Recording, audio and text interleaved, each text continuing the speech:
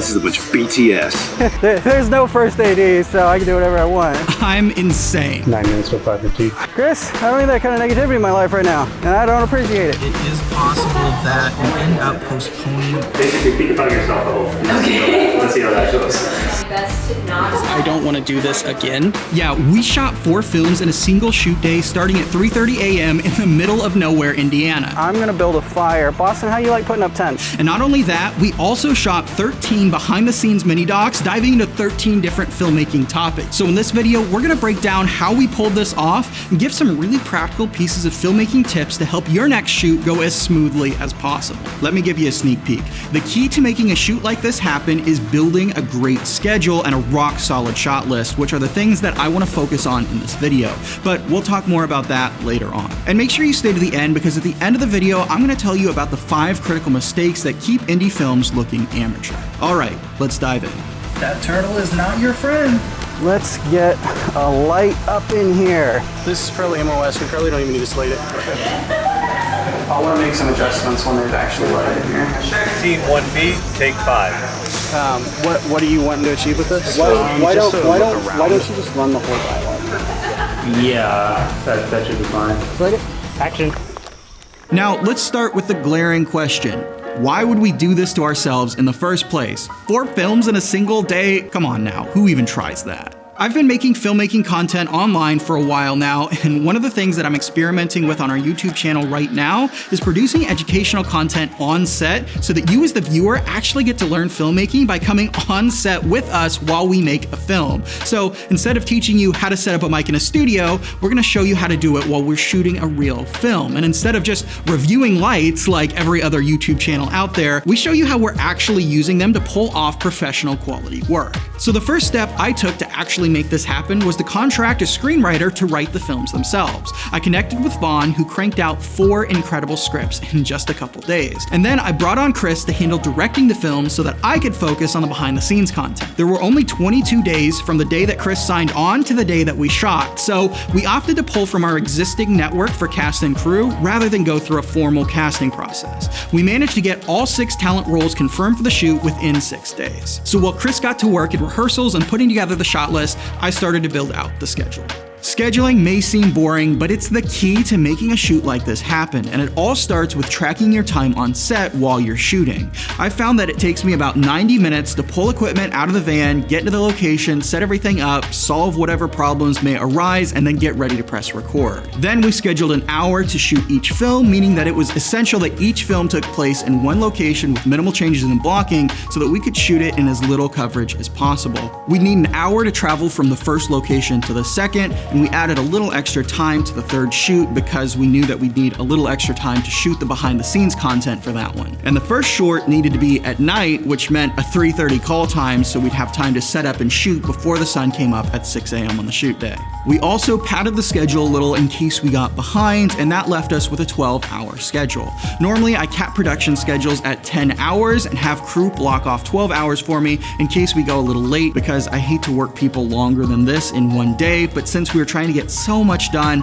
I let the schedule go to 12 hours and asked crew to block out 14 hours for me. Throw on a lunch break, and with that, we had our schedule set. Chris killed the shot list too, which meant as the shoot day got closer, we were pretty well set to go. And that's when the roadblocks started. All right, so I just got home from a long shoot day today. It's 11 o'clock at night, and I just got word that one of our actors just fell through 4 days away from shooting. So I told Chris in a text message it is possible that we end up postponing the Kingman shoot, splitting it into 2 days. But I really did not want to do that, which meant Chris and I had to jump on a call the next morning and try to figure something out.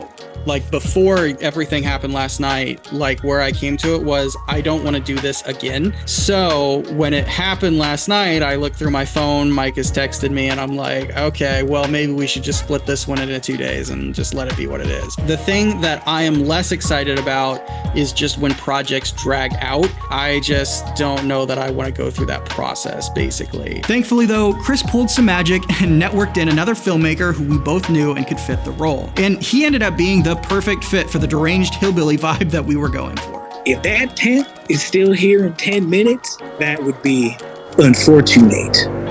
Great work, Boston. Most of our crew ended up getting signed the week leading up to the shoot. I got a great DP in the area to come shoot the footage for the mini docs, and Christian absolutely killed it too. He captured over 8 hours of footage on the day, which gave me plenty to work with as I started piecing things together in post. Chris Gomez, Jared, and Will all came in super clutch as the bulk of our crew, along with Boston, who stuck with us for the whole day as crew hands. We absolutely could not have made this project happen without these guys, and I could not be more grateful for everything they put into it. We also got Heather locked in for hair and makeup, and even though we don't have a ton of footage of her, she absolutely went above and beyond, helping not just with HMU, but also with location work, wardrobe, and other things as well. These films just would not have churned out the way that they did without each and every hand that went into it. And honestly, if you want to make professional films that look like the ones they make in Hollywood, you absolutely need to be networking with other incredible people, because working with a team of people committed to the craft of filmmaking with more experience than you in their given areas is how you produce films that are truly powerful and awe-inspiring. But no matter how many great people you get involved, the problems never stop, which is why production actually started for me a full day before the shoot. So we found out yesterday, the shoot's tomorrow, we found out yesterday that the AC is no longer working at the location. It froze over, a neighbor found it yesterday. So now we are at the location trying to get it fixed. It's a high of 95 tomorrow, so it's going to be blistering if we can't get this AC to work. So I ended up spending several hours at location the day before working on the AC before heading down to scout the other location with Chris and Flash to knock out some last-minute location work. That turtle is not your friend. I spent the rest of the day behind schedule getting lunch for the shoot prepped, something that had gotten pushed to the last second because of the AC work and some other last-minute problems that needed solved. I thought that I had a tent that I was gonna bring, so I was just up in the attic, but apparently I don't know where my tent is, so I'll have to go buy a new tent along with all the food to make lunches and that kind of thing. I'm gonna go get all of that in just a minute. And here's where we started already getting behind before the shoot even started. By the time I had everything prepped for the shoot, from props in order to crafting and everything else, it was already 2:30 a.m. and I was supposed to be on set at 3:30 in Kingman, which is an hour drive. But I didn't have any of the film equipment packed up yet, which meant that it ended up being after 4 by the time I made it on set. Chris had already started doing some light location work with the crew as he was able, but this put us behind at the start of the day. The big thing we wanted to accomplish with the first film, Happy Campers, was to produce the behind-the-scenes content about shooting at night with no available natural lights or power. So all our lights had to be battery-powered since we didn't have a generator either. Make sure you subscribe to the channel and stay tuned, because next week we've got a whole dedicated video coming out about how we turned a pitch-black forest in the middle of nowhere into a professional film set. And since we were running behind, daylight started to catch us, which meant using some creative filmmaking tricks to fight the sunlight and keep things looking like nighttime, even though it was comfortably starting to look like daytime before the shoot was over. Overall, this was probably the most stressful film that we shot on the day, as we were just scrambling to get all the coverage we needed before the sun got too bright for us to get a convincing nighttime look. And this film absolutely could not have gotten made without the solid shot list that Chris prepared. If you aren't shot listing your films before the shoot day, I cannot tell you how big of a difference it makes when you're shooting a film. Instead of just figuring everything out as you shoot the day, when you step on set with a shot list, all you have to do is follow the list and check things off as you get it done. And usually your coverage will turn out better, because if you take the time to really think about how you want to capture the story visually before stepping on set, you'll have a lot more thoughtful ideas when it comes to camera angles and movement. And then when you step on set, you can always add to your shot list or revise your list. But when it comes to shooting a film behind schedule and fighting to get your coverage before hitting a hard out, you literally cannot make this kind of film happen without a good shot list that you're adapting your schedule on the fly. So major props to Chris for his great list and adapting them to the needs of the day. Is it possible to shoot it so that we shoot everything facing this direction first? We can, yeah. How bad does that mess with your schedule? But the reason is for lighting, so that we don't have to move the lights, because this one especially, I was thinking this is our ambience light. So that's the one that, like, when we shoot that way, it's got to be lighting up over there. Yeah. And when we shoot this way, it's going to be lighting up over here. As long as we have a shot of looking at the forest or something like that, then it shouldn't be a problem. So we're okay to shoot everything this way and then we'll reverse it? Should be. Okay. Most everything happens that way. Gotcha. Sounds good.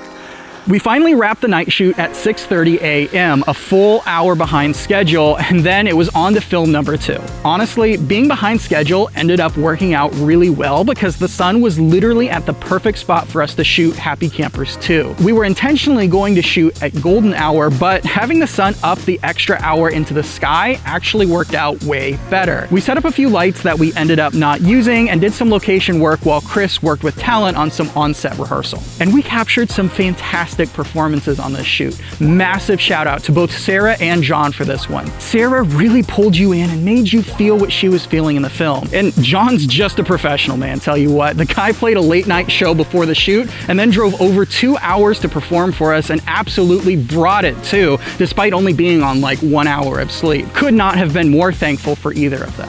We wrapped up shooting the second film still an hour behind schedule, but the third film is where we really found ourselves behind schedule. We pulled up to the second location at 11 a.m. and started getting set up, but not too long into the setup, it started to absolutely downpour and we lost almost all the natural light outside of the location within about 5 minutes. Thankfully, it had held off for the exterior shoot that we'd shot earlier in the day, but we ended up standing around waiting for the natural light to come back for nearly an hour because we just didn't want it to suddenly have all of the lighting dramatically change in the middle of our shoot. We ended up rolling the first shot of House Call at 2:07, a full 2 hours behind schedule. Now here's a scheduling issue that isn't as obvious as you might think, and that's accounting for blocking in your schedule. This is a big thing that I overlooked when scheduling my last short, My Story, which had quite a bit of complex blocking during the main scene. If you want to shoot something in a short amount of time, have your characters stay in one position. If you want to double the amount of time that it takes to shoot, have them move around and walk through the location. This is something that we didn't properly account for in our schedule, which resulted in an extra hour and a half spent shooting the first part of the film where Emily opens the door for Ruth and then walks to the refrigerator to offer her a drink.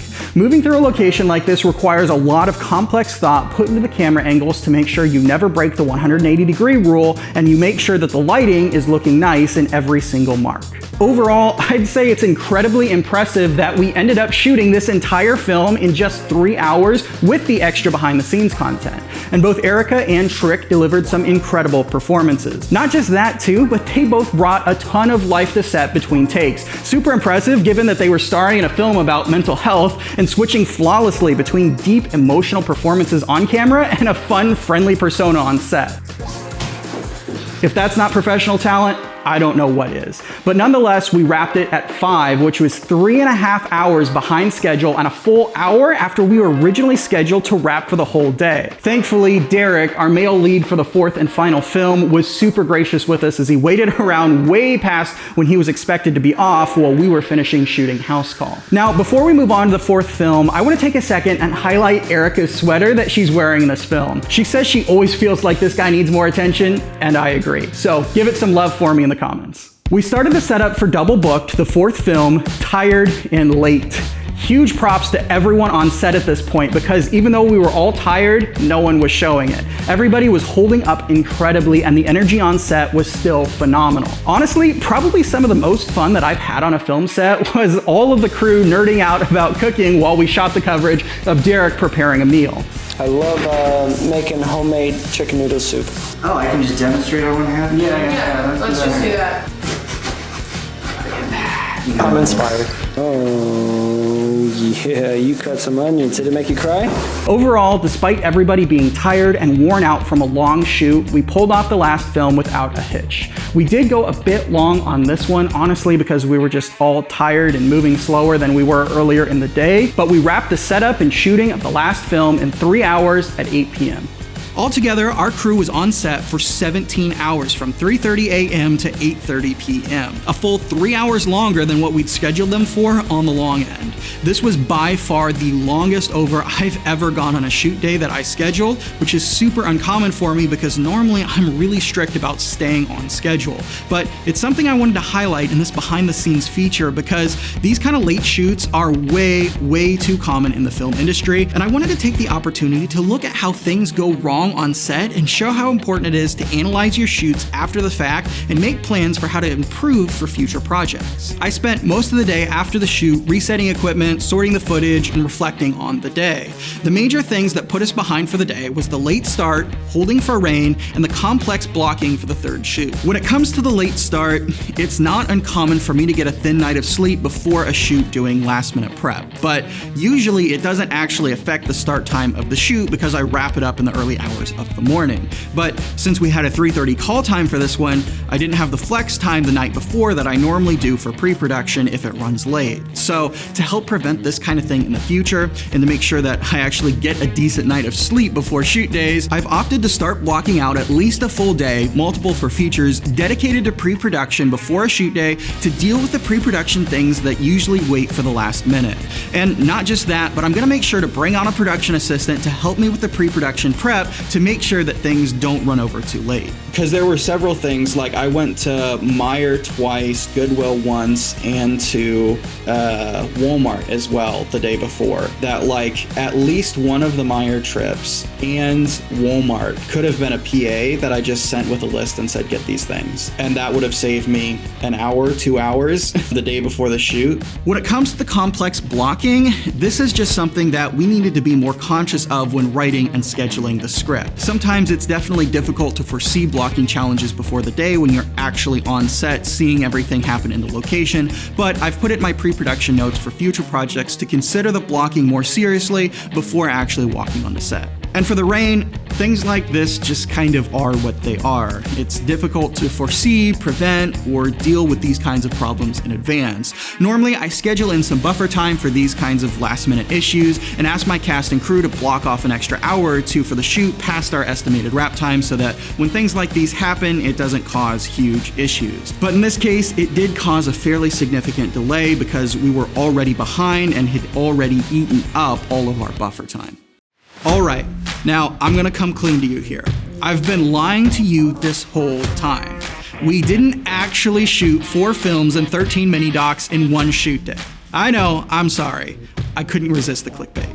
We did shoot all 4 films in one day though, and a huge amount of the behind the scenes content, but obviously the talking head portions that you're watching now were recorded on a second shoot date after the fact. So technically we shot 4 films and most of 13 mini docs in one shoot day with a second smaller shoot for all of these talking heads and voiceovers. But over the next 4 months, we'll be releasing the 4 films along with all 13 behind the scenes features on the Visionary Studios YouTube channel. We're diving into a ton of filmmaking topics ranging from shooting in low light to advanced lighting techniques, camera comparisons, audio tutorials, lighting reviews, and way more, so that we can show you how to make a real film, not just try to get you to memorize camera specs or other things that somebody talked about in a YouTube review. So make sure you stay tuned to the channel and subscribe to see the films that we produce and learn how to make powerful industry quality films. Now, even if you've mastered scheduling, built a great shot list, bought the nicest camera in the world, and put together an incredible team of cast and crew, that's only part of making a powerful film. At the end of the day, you can have the nicest equipment in the industry and you may have mastered how to use it, but if you're making one of 5 basic mistakes, your films will never look like the movies that you watch in theaters. That's why I took my 10+ years of experience in the film industry and put together a list of the 5 biggest mistakes that I see filmmakers make that keeps their films looking amateur.